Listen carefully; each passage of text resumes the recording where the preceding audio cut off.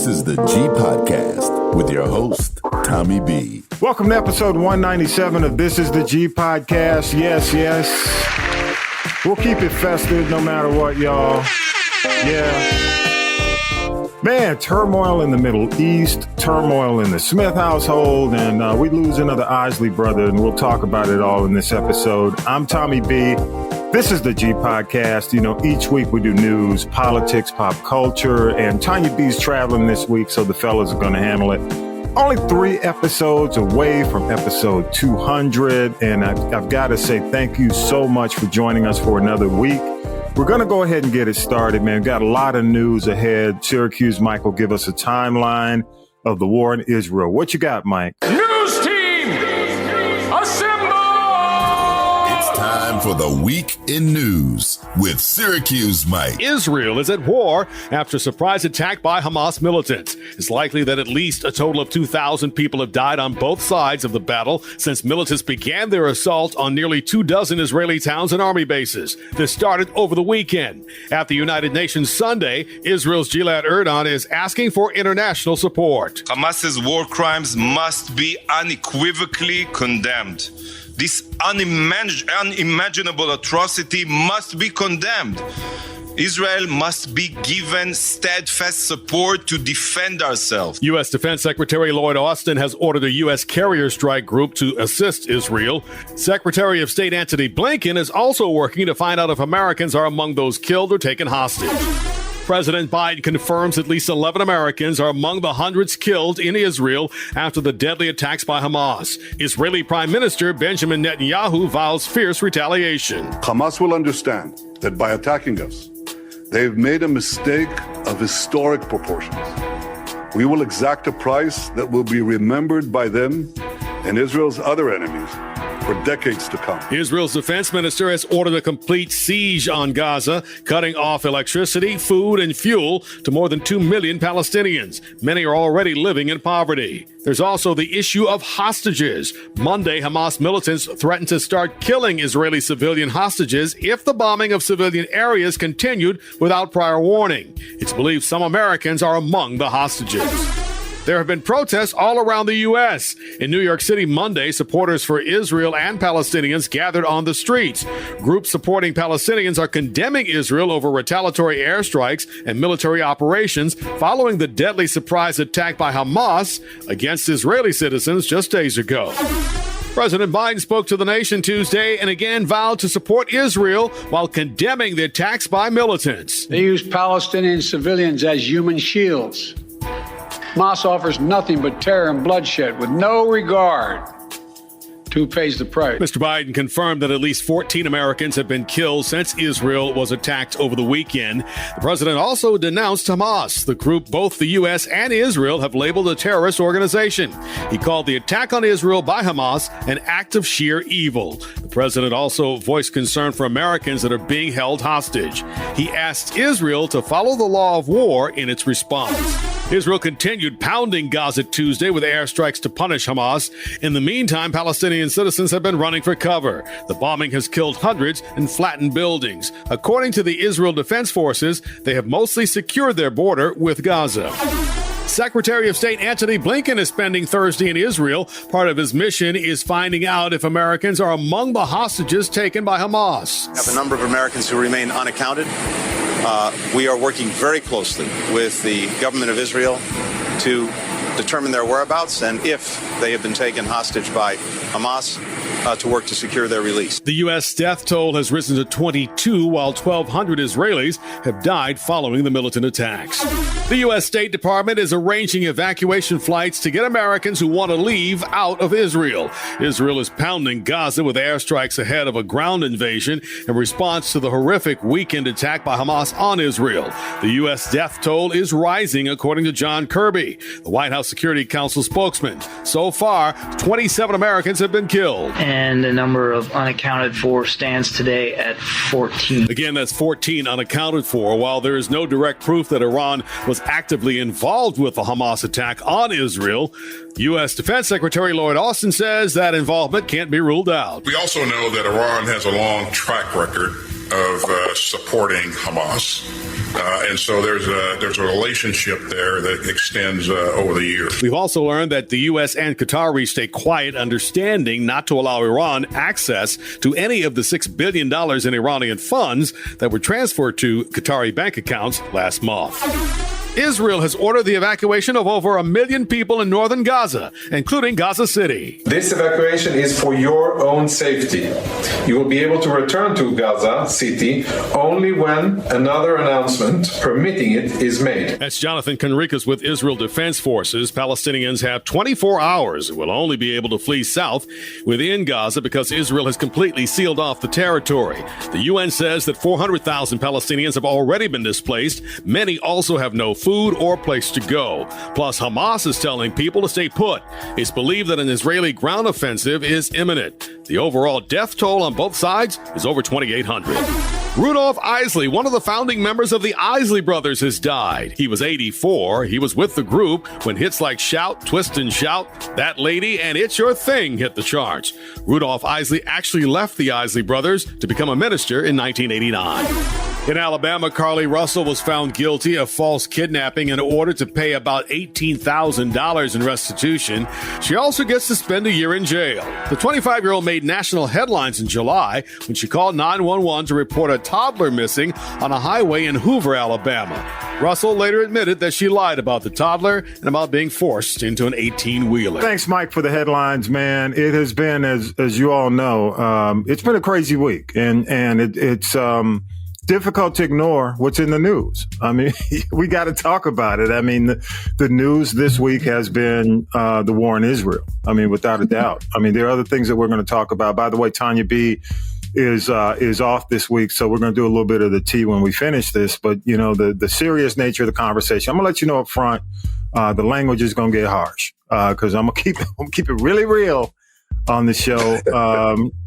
As well, he is here, the one and only. I got to give it up to Talib Shabazz in the building.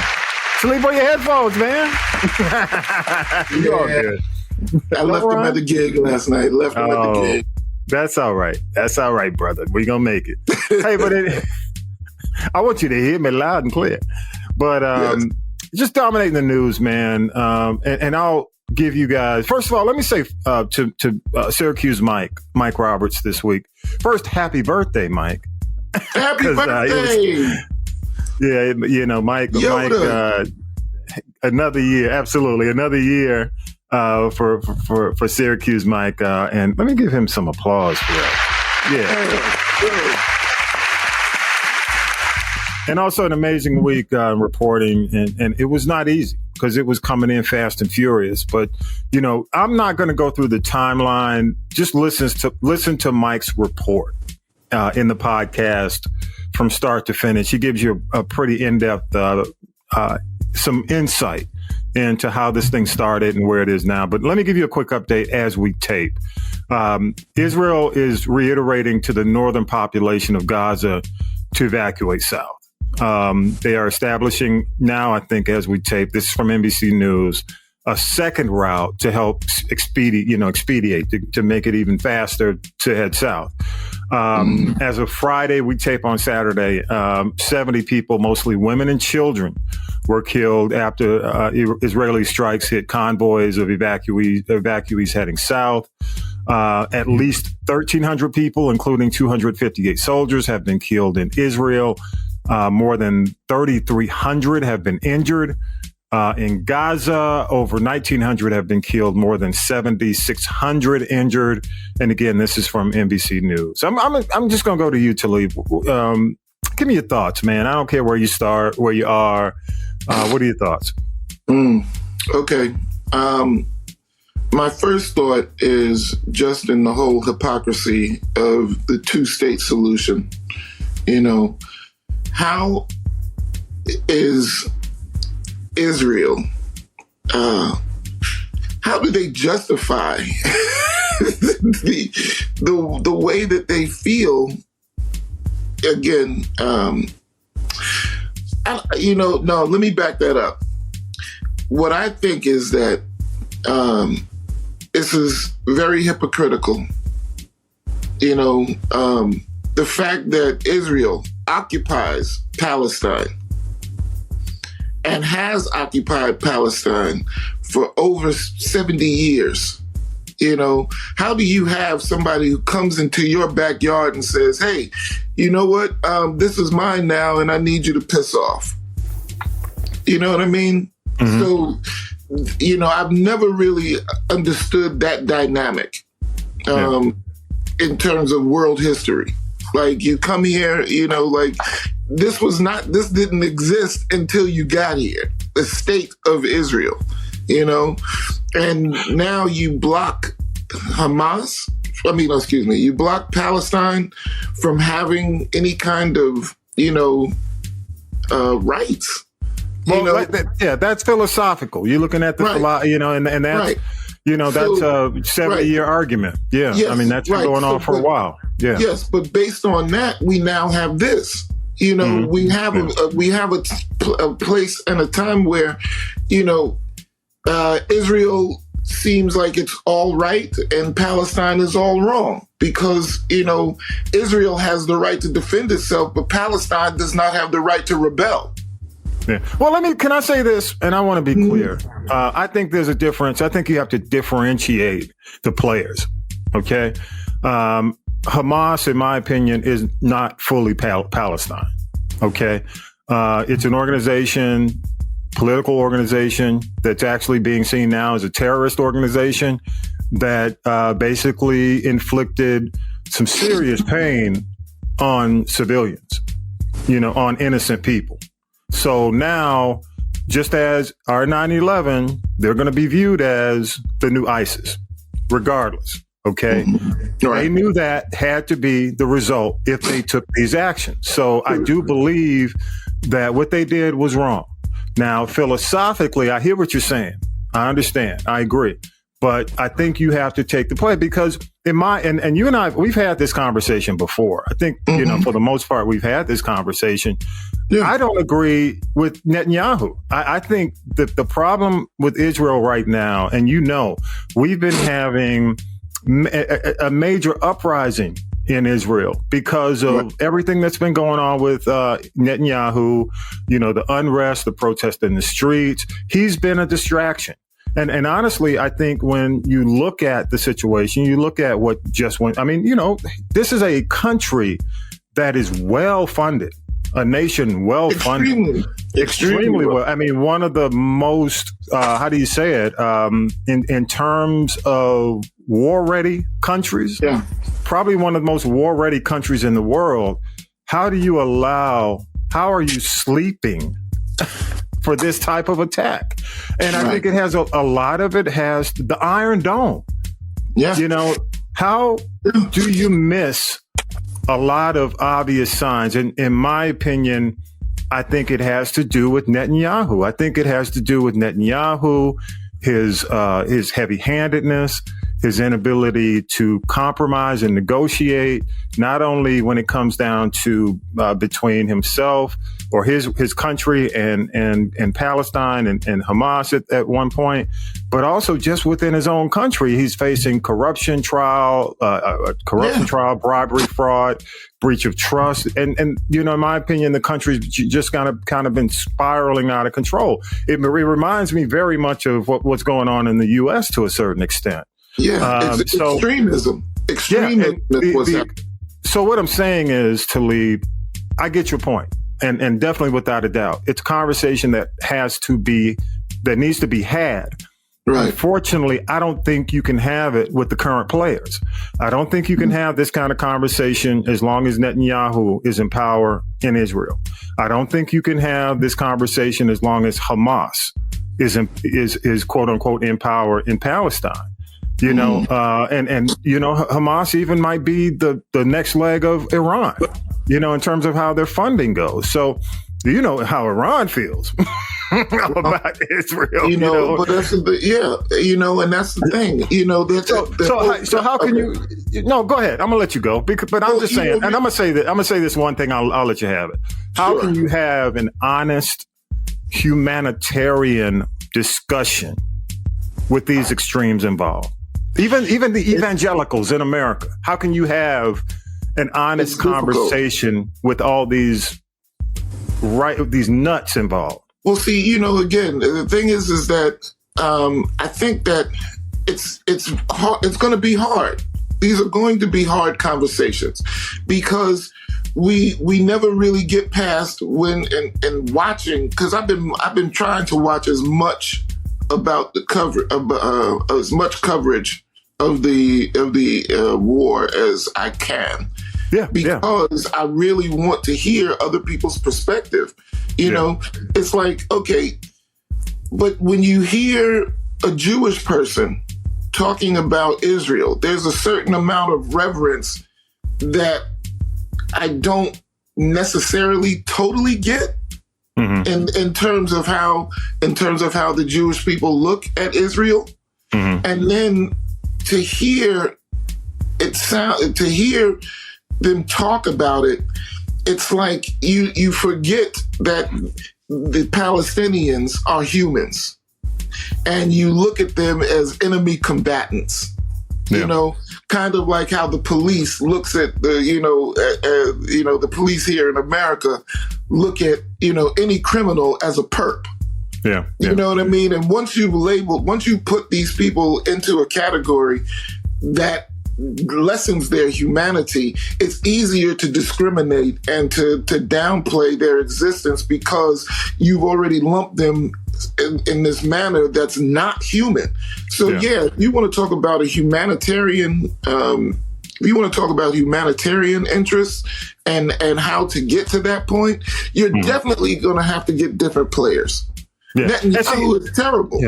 Yeah, and our perspective, and I'm just going to speak for myself. My perspective goes back to the 70s when there were multiple, what do you call the bombs? Suicide bombers. Right. You know, and we've gotten to a point where the suicide bombings had lessened and pretty much disappeared. You know, but when I think the iron fist. I get it.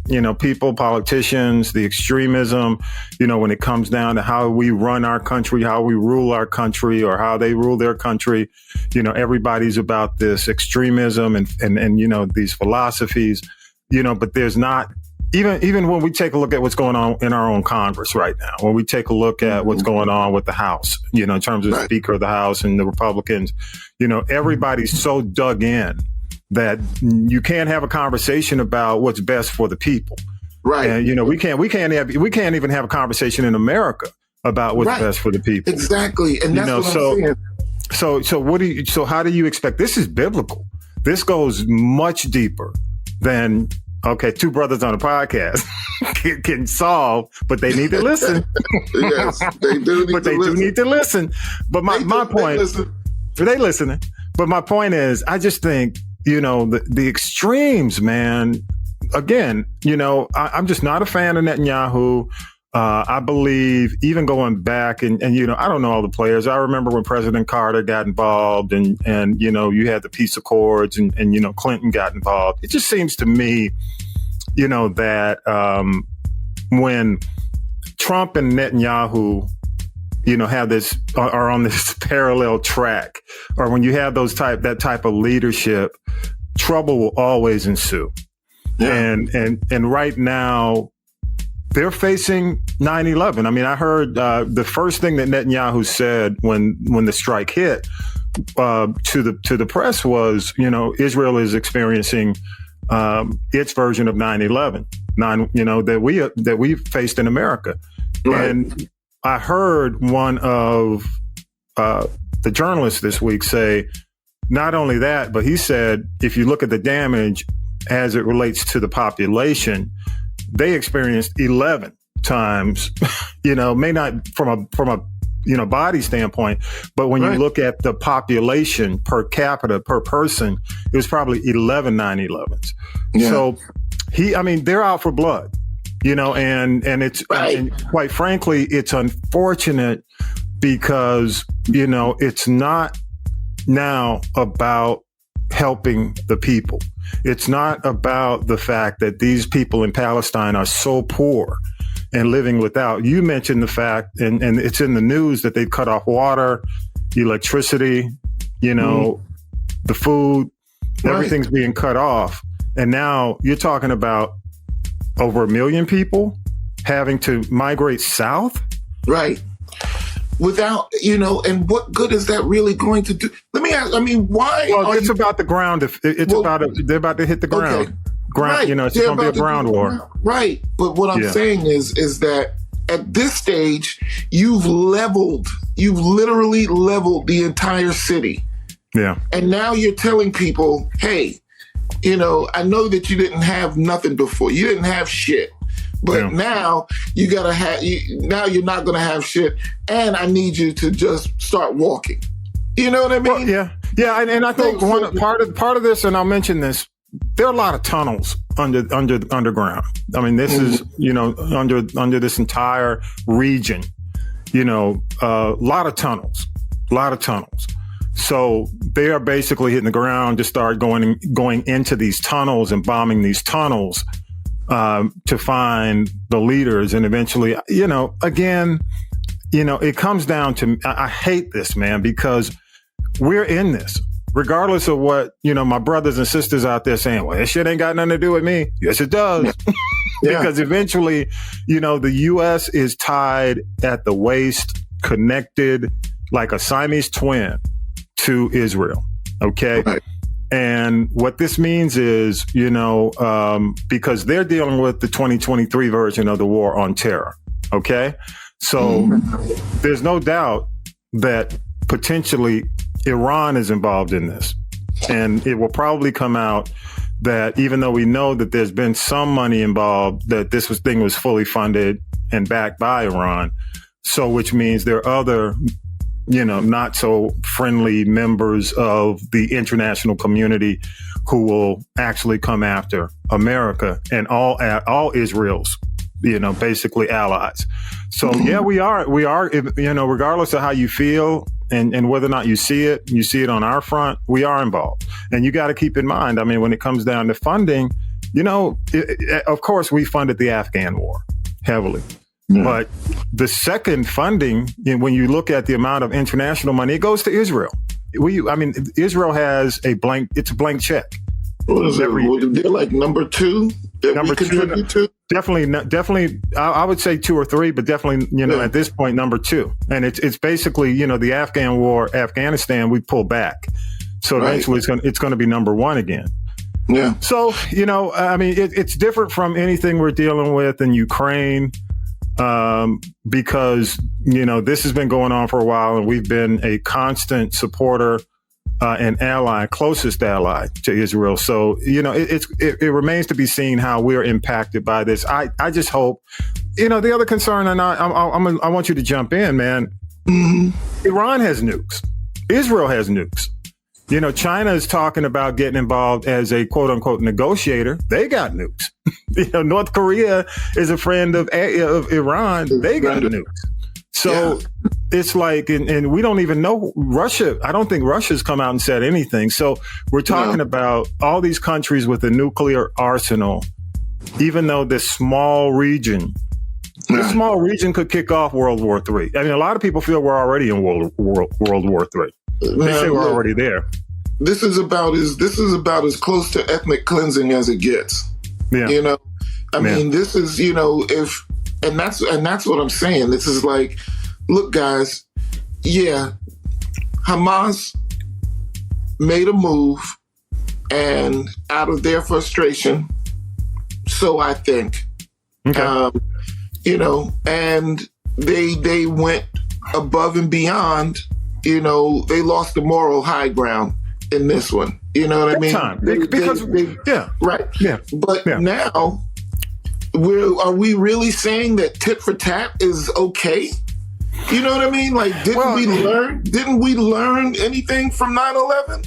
See, that's my point. That's what I'm saying, man. This vicious is like, we totally agree on this point. The vicious cycle we're in the vicious cycle. And there is no getting out of the vicious cycle until you step out of it. But if it's always, Hamas did this, so Israel responds, Hezbollah, whatever the factions are, the bottom line is that these two peoples aren't getting along, don't want to get along. They don't really see a solution, because if they really saw a solution, they would have instituted it. Yeah. But again, the problem really is that Palestine has no pull. They got no juice. If Palestine had juice and Israel had juice and they just weren't getting along, you know what I mean? Then that would be just the typical governmental things that, that governments experience. But it's not that. It's not that. It's truly one-sided. So yeah, if it is revealed that Iran is a player, or Turkey is a player, or Syria is a player, or Lebanon is a player, all of these people are, have already gone on record years ago saying that, that they don't believe in a two-state solution. I do. I believe a two-state solution is possible, but you got to have two states. You know what I mean? Yeah. You can't have separate but equal. Exactly. It doesn't. You can't have apartheid. Yeah. Right. I agree. Thank you. Yeah. Thank you. And that's what I'm saying. I know that, there's been a lot of, I know Rashida Talib and a couple of other of our Congress people have thrown out the word apartheid. And yes, it is similar to an apartheid, but it's not apartheid. Yeah, apartheid was something totally different. But I don't want that to skew the viewpoint of how similar and how sick this dichotomy between these two nations are. You know what I mean? This is sick. It's like, and again, I hate to really equate it to, what we know here in the US, but it's really like a slave master's mentality of, hey, hold on, I'm Lily White. I got this under control. This is my shit. Now I took it from you, and now it's all about me, and it has nothing to do with you. And that's like, how can you? That's Darwinism, survival of the fittest. Exactly, and that's also the problem. You can't know that you're wrong and look at and try to pretend that you're right. Yeah, what I mean. Let me say this, man, and I want to ask you the question, Talib. How do you think peace can be brokered, man? First things first is that Palestine has to be recognized as a state, or as its own independent country with its own infrastructure. And once that can be set up, now we can talk about how we deal with each other as on equal footings. It's definitely going to have to. You're definitely going to have to get rid of the right wing government in both places. You know what I mean? Well, in Israel, in Palestine, there really is no government. Their governmental infrastructure is being controlled by Israel. So, you got to get to equal. Can we get to equal footing first? Yeah. Do you? If we get to equal footing, then we can talk about solutions. Yeah, I said it before. I just don't think with the extremes. Now, honestly, Hamas has created a situation where no one will come to the table with them. Right. Nobody wants to quote unquote negotiate with the terrorist because they're definitely, if they weren't considered a terrorist organization before, they are now. So it's my opinion that I've already told you how I feel about Netanyahu and the things he's done with Israel. And I've already told you, in terms of where Hamas is, so is there, I don't think America has the moral high ground left anymore. We're no longer the moral authority. So I think, even America can give all the money it wants. We shouldn't be. But, we've got to strip this thing down to the humanity of it. And but you've got, even in America, the evangelical extremists, I call them, have given a blank check to Israel to a certain extent to do whatever. Yeah. And we've got to bring somebody in from a third party. I don't know if the UN doesn't have the juice it had. The Vatican definitely. As you know, the Pope does not have the moral authority it once had. I just don't know. I mean, I think, we're kind of in this hapless space where, I'm looking at World War III. I hate to say that, and I don't want to be I'm not a doomsday kind of guy. Yeah. I hate war. I hate war. It is. I mean, without a doubt, it puts America in a precarious situation, even to the point where America, the government right now is, we can't even talk de-escalation. The Biden administration has been told not to talk de-escalating the whole conflict. How is that even possible? That's what. Look, at some point, somebody's got to be grown up. You know what I mean? It's been said. Let them do what they do. Get out the way and just send us money. That's where we are. Yeah. Right, which is crazy. For the amount of money that we spend, my voice should be heard. You know what I mean? And that's the other thing. Because I'm funding you to the tune of 10 to 15, $20 billion a year. That's taxpayers' money. You're absolutely right. We have a right. Yeah. So, we'll see. I mean, we'll keep you posted. Again, love your thoughts. Go to Castropolis.net, and I'm sure I'm going to light it up. It's going to get lit up this week. But, I mean, it's unfortunate. Again, I'm going to end it, and I'll give you the last word. But my thought is the players have to be removed. We have, hypocrisy coming out of all these governments. The governments have ruined any chance of there being any type of humanity considered in these negotiations. The government has done it. Politics has done it. Politics has ruined this. Okay. My heart bleeds for the innocents of all this. I'm not talking about just, I'm talking about every innocent involved in this. Okay. Yeah. This should not have happened. This should not have gone down. And Israel has failed. And the failure is on the hands of Netanyahu. I'll give you the last thought. My last thought is, once again, at some point, we have to be adults. And the adult thing is to sit down and talk about what the problems are and to come up with a solution.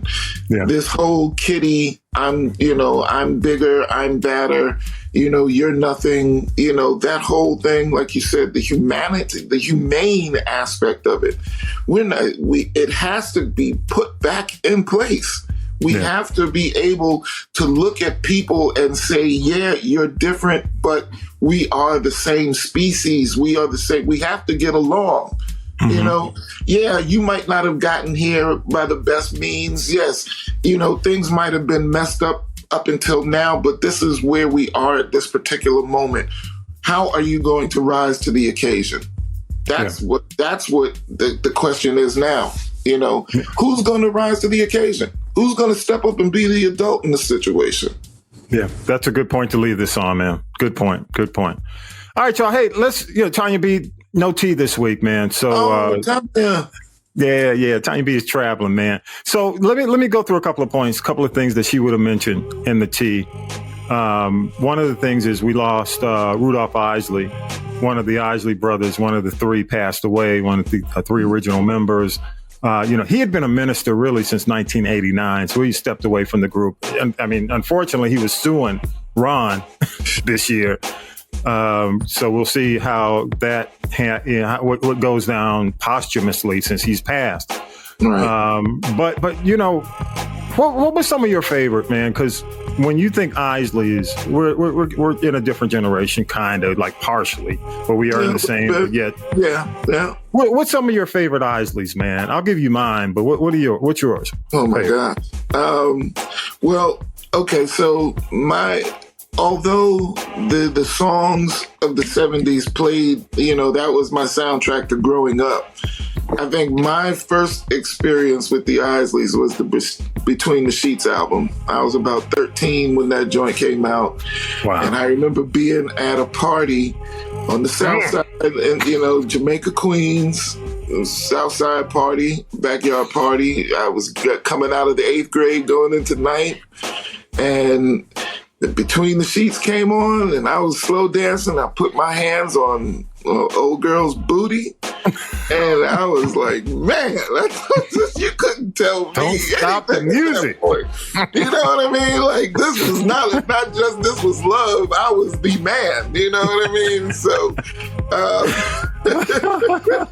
you didn't get smacked? No, man. That's why I was the man. Oh man, give it up for yes. Down, had to do the study in the back. Hey, Talib, it's 2023, so did you get consent? It was definitely consensual. All right, okay, let's give it up. But then it was just the whole rediscovery of the Isleys, especially through sampling and stuff like that. I mean, I was like, man, it's amazing that these guys have been in the recorded music world since 1954, 56, somewhere around there, and have never been off the charts. Yeah, it's been crazy. And it's amazing. It's amazing. Yeah, my 70s, the 70s, man, for me is just golden because, I took my older, cousins and uncle had all access to all the albums. So for me, man, it's like that 3+3, Who's That Lady, the Live It Up album with Hello, It's Me, the Heat It Up, Fight the Power, and For the Love of You on that album, Harvest for the World. So you had Harvest, you had Remember At Your Best.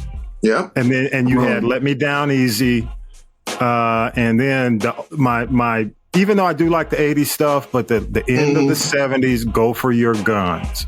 Yeah, when you have Footsteps in the Dark. Yes, The Pride, but most of all, you have Voyage to Atlantis. I'll always come back to you. Oh man! Now you can see why I'm a DJ. So you know what I'm saying? But my point is, man, I just remember like when I think of Rudolph Isley, I think of the furs, the pimp cane, the jewel cane, the big hats. The 70s, man. Oh my God, the 70s Isley brothers would get you in trouble, just like Talib's hand on that 13. No. He was 13 too. He was 13 too. Yes, exactly. But rest in power, man. Rudolph Isley, definitely. He will be remembered, man. He will be remembered. I'm definitely hoping that whatever legal battles that were going on can be subsided too, because that got ugly. That got real ugly. And I was like, oh, okay, so the name Isley might be in jeopardy because, Rudolph said he owned it. He passed away in his sleep, man. Yeah. Peacefully. And I as you say, I hope the lawsuit will end peacefully and allow their legacy to continue, just like we love the music and love the music. I just hope we can continue to love it peacefully. Yeah, exactly. Yeah. Exactly. One more thing, man, to talk about. Jada Pinkett Smith's book dropped, Worthy. It actually, as we tape, it hasn't dropped fully yet, but man, she's been out here, dog. This is like I don't want, it's almost like we've been talking about Israel and the Palestine. It's like you don't want to, I don't want to take sides, but you got to just say this is the Will Smith emasculation tour. Is it? Is it not? Yeah. She's dropping some bombs on the whole situation. She said that they've been separate since 2015. They weren't together during the time of the slap. She says there's no prenup. in this marriage. She said she was shocked when he called her his wife at the Oscars. She said she was surprised that he even said that, and she thought the whole slap thing was a skit. Apparently, Chris Rock was hitting on her, knowing that I guess he knew that they were separate. They had separated. Asked her out on a date. And she reveals that Tupac was her soulmate. And, it's kind of like, twist the knife. Baby, the man's been dead for over 20 years now. I mean, yeah, but and that's kind of on your lips like that. I'm just wondering if Will knew she was going to say this before the book dropped.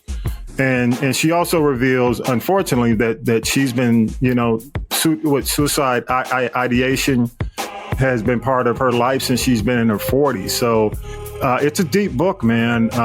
What are your thoughts, man, when you hear that, Talib? Because I was kind of like, I've met Will. I know you've met Will in the business. I met Will when he was doing The Fresh Prince, when he first started doing it, but I also met him when he was a rapper, when he was just, right. The Fresh Prince. Fresh Prince, right. So when you hear all this blow up, knowing, that this is in the book and we haven't really seen or heard what's really in the book, just snippets of it. What are your thoughts? The best way I could put it is that the expression that I heard years ago was Hollywood makes for strange bedfellows. Yeah. And to be honest, this was one of those. We knew about Jada and Pac from when Pac was alive and coming on shows like A Different World and everything. You know what I mean? We knew that there was some kind of chemistry and everything there back then. For you to get married to Will Smith after that, and still hold the torch the way that you do for Pac. Look, man, this whole thing has been... Hollywood couples are weird anyway. And I'm not going to go and sit here and tell you about all of the rumors and stories that I've heard about Will and Jada from the start of their relationship, because it's not necessary and it's never been confirmed. I've not seen things with my own eyes, so I can't really speak on it. Yeah. But, I heard that his role in the 6 Degrees movie was actually coming to life. And that Jada was a willing participant in this whole lifestyle. So whatever I've heard that they were swingers. You know what I mean? So there's always been talk about Will and Jada, but from the outside, it looked like at least they presented a united front. Now we realize that their united front was a front. Yeah. You know what I mean? Yeah. And there was so much going on behind the scenes that these two aren't even really getting along. So, but at the end of the day, because I really didn't, when I started hearing about, Jada was coming with something else, I kind of tuned it out. You know what I mean? Yeah. This was one of those stories I didn't have any dog in this fight. So it's something that I was kind of trying to leave alone. So I can't speak on actual facts or books or anything like that, quotes, because I haven't read anything. The only thing that I can say is that, look, in terms of how couples in Hollywood go, it's hard enough for them to stay together. Yeah. The fact that the Smiths were able to remain together this long, and we didn't know any of their family business up until now, I commend them. I wish that they could have kept that going, because the last thing I really care about, or care to hear about, is what is going on in Will and Jada's bedroom. Yeah. You know what I mean? But it seems like that's all the talk that we have. So since that is all the talk, this is what I'm going to say. Look, regardless, I hope Will and Jada can work out whatever they need to work out, if there is a workout. If not, then you need to, I can't see I can't understand being in the space of somebody who I'm no longer with like that. You know what I mean? I don't understand that. Our energies are better suited in other places. So why are you staying together? Maybe that's the whole thing. Maybe all of this now is to say, maybe we are about to make that kind of move. So now all of these things have to come out in order for us to be able to break away without all of the, oh, what happened? Oh, you were so great as a couple. Nobody wants to hear all that when I'm going through shit.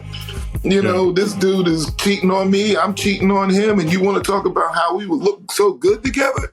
Yeah. You know what I mean? It's like, come on. Well, I'm going to say this, Talib. I think it's over. Really, with this book and some of the revelations she's giving, I don't think Will has a choice. I think it's eventually, I think it's over, done. I also, the kids are grown, moved on. But the fact that they don't have a prenup doesn't bode well for Will.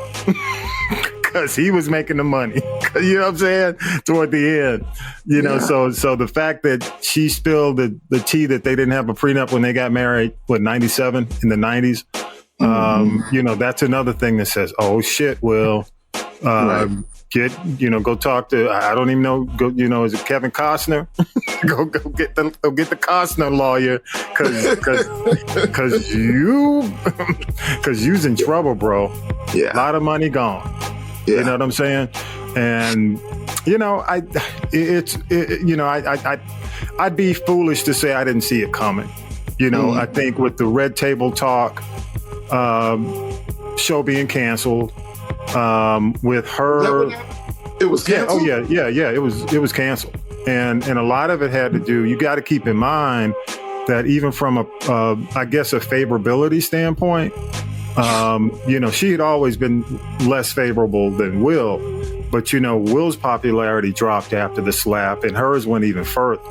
So they're not able to just go out there and generate opportunities on their own just based on who they are.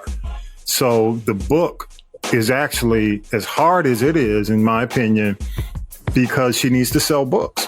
And this is definitely going, at least people are going to have it on their table, on their coffee table. I think now it's like, oh shit, all this? Now it's going to sell. Yeah, of course, because it's the smut. The smut because in the beginning, I think people are like, I think I heard Tonya B do her report. She's like, who cares? I think people care now. Oh, yeah. Regardless, people, they may say, oh, I don't care about that shit. Let me read a little bit more. Right. But they want to get to they'll pick up the book and skip to the OnlyFans. That's what I'm saying. What's she saying? Will did what? Oh, yeah. All right, man. Appreciate you, Talib. Once again, give it up to Talib Shabazz. Yeah. Appreciate you, man. Appreciate you. I got to have a brother after the Israeli, Hamas, Palestine brother named Talib Shabazz on your show. You're going to get something out of it. Man, well, it's funny because I didn't fly for 2 years after 9/11. Oh, what? Are you saying? Talib. Shabazz. Hey, come on. My first name is 2 letters away from Taliban. So, I'm laying real low right now, Yeah. But you know what, man? On the real tip, let's hope humanity prevails in all this. And people might have their opinion, but let's hope humanity prevails in all this. There's no reason to just say, oh, fuck humanity. We're going to do what we got to do. No. Let's hope humanity prevails in this all. Okay? Yeah. You're going to do what you need to do.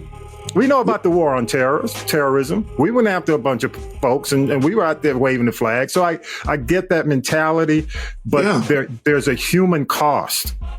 A lot of innocent people involved. And we don't need the innocence wrapped up in all the craziness, the foolishness. So hopefully humanity prevails. We'll see. And can we finally, at the end of the day, can we finally agree that we are all humans? Yeah. And no one is superior and no one is inferior. Yeah. That's the whole thing. Superiority and inferiority are the downfalls. You know what I mean? So as long as we can escape that mindset, as long as we can escape that mindset, then we're good. We're good. Yeah. We have a chance to grow. And that's what this is. We've been presented with an opportunity for growth. because if we don't grow, we definitely have World War III. Yeah, so true. If we grow, then we can not only prevent this, but we should be able to take other situations like Ukraine and Russia and really come to because again, all of that is about what it's funny how these are ancient arguments about land mass, and populations. You know what I mean? Like all of this is about at the end of the day, if this is where the baseline is for all of this, then it's a definite place where we can start to build from. You know what I mean? Yeah, so true. All right, y'all, let's take a break and we'll come back with what you're watching and then we'll wrap the show. Appreciate y'all. Thank you, Talib. This is the G Podcast after the break. Hey, everybody, what's up? It's Tommy B from This is the G Podcast. We are now halfway through 2023. And if you've been thinking about starting your own podcast in 2024, I'd love to have a chat with you. The Castropolis Podcast Network is currently accepting new shows. And if you have a clear vision and a unique voice, let's get in touch. Reach out to me at info@castropolis.net or visit the website castropolis.net. Simply click on the Contact Us button. So go to castropolis.net, click on Contact Us, and just leave me a message. I'm Tommy B from This is the G Podcast, and I can't wait to help you start your very own podcast journey today. What you watching this week, Tommy B? Two great picks from NBC Peacock. First, The Irrational. Jesse L. Martin stars as world-renowned behavioral science professor Alec Mercer, who uses his expertise to help solve difficult cases. Now, Martin's acting is solid, and the supporting cast is up and coming, especially Trevina Springer as Mercer's sister. If you can get over the similarities to shows like Monk, this is a show worth adding to your weekly watch list. Next is Found. Shanola Hampton stars as PR specialist Gabby Mosley. Now, you may know Shanola from the show Shameless, which was on Showtime. Now, she leads a team that searches for missing people from marginalized groups. Unbeknownst to anyone, Mosley is hiding a chilling secret. The man who once kidnapped her is in her basement helping her solve crimes. Wow. This Black Silence of the Lambs is a bit far-fetched, but it's worth watching for the solid performances from Hampton and Mark Paul Gosselaar. If you know the name, that's Zach Morris from Saved by the Bell, y'all. Y'all know him. Now, both of these shows feature black leads in unique and compelling roles. I recommend you check them both out. It's worth the watch. Let me know what you're watching. Go to castropolis.net and hit the people poll.